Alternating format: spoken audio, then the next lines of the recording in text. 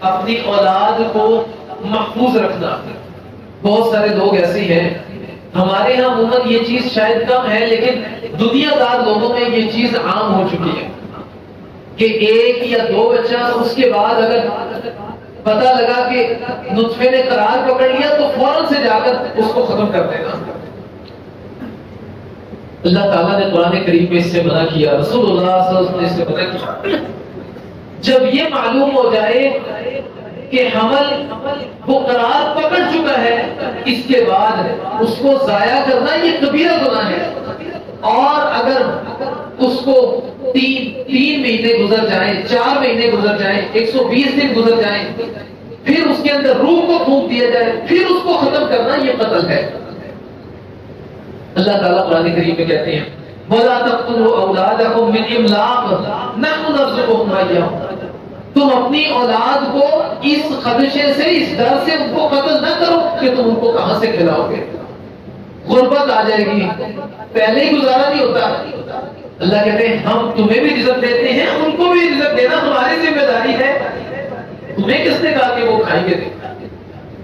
ایک اور جگہ پر کہا وَلَا تَقْتُلُوا أَوْلَادَكُمْ خَشْيَةَ إِمْلَاقٍ. اپنی اولاد کو غربت اور افلاس کے ڈر سے قتل نہ کرو، ہم انہیں بھی رزق دیں گے، تمہیں بھی رزق ہم ہی دیتے ہیں. إِنَّ قَتْلَهُمْ كَانَ خِطْئًا كَبِيرًا. ان کا قتل کرنا یہ بہت بڑا گناہ ہے.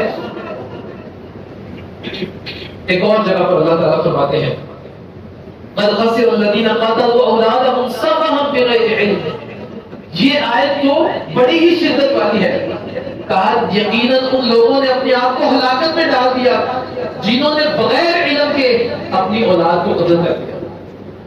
اب وہ لوگ جو کہ ہمیں تو پتہ ہی نہیں تھا، اللہ نے کہا قد خسر الذین قتلوا اولادهم سفہا بغیر علم، بے وقوفی کی بنا پر، جہالت کی بنا پر، بغیر علم کے بھی اگر اس نے یہ کام کر دیا قد خسر الذین، ان لوگوں نے تو ہلاکت میں ڈال دیا اپنے آپ کو. تو ایسا کرنا قطعاً جائز نہیں ہے.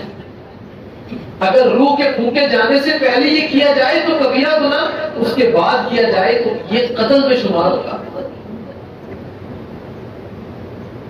اور قرآن کریم کیا کہتا ہے وَإِذَا الْمَوْءُودَةُ سُئِلَتْ بِأَيِّ ذَنبٍ قُتِلَتْ. ایسے تمام بچے جن کو قتل کر دیا جائے گا، قیامت کے دن ان کو کھڑا کیا جائے گا. اللہ پوچھیں گے بِأَيِّ ذَنبٍ قُتِلَتْ، کیا گناہ تھا تیرا تجھے قتل کر دیا گیا؟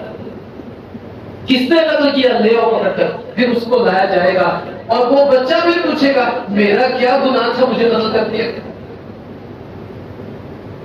یہ پہلا حق ہے اس کی حفاظت کرنا.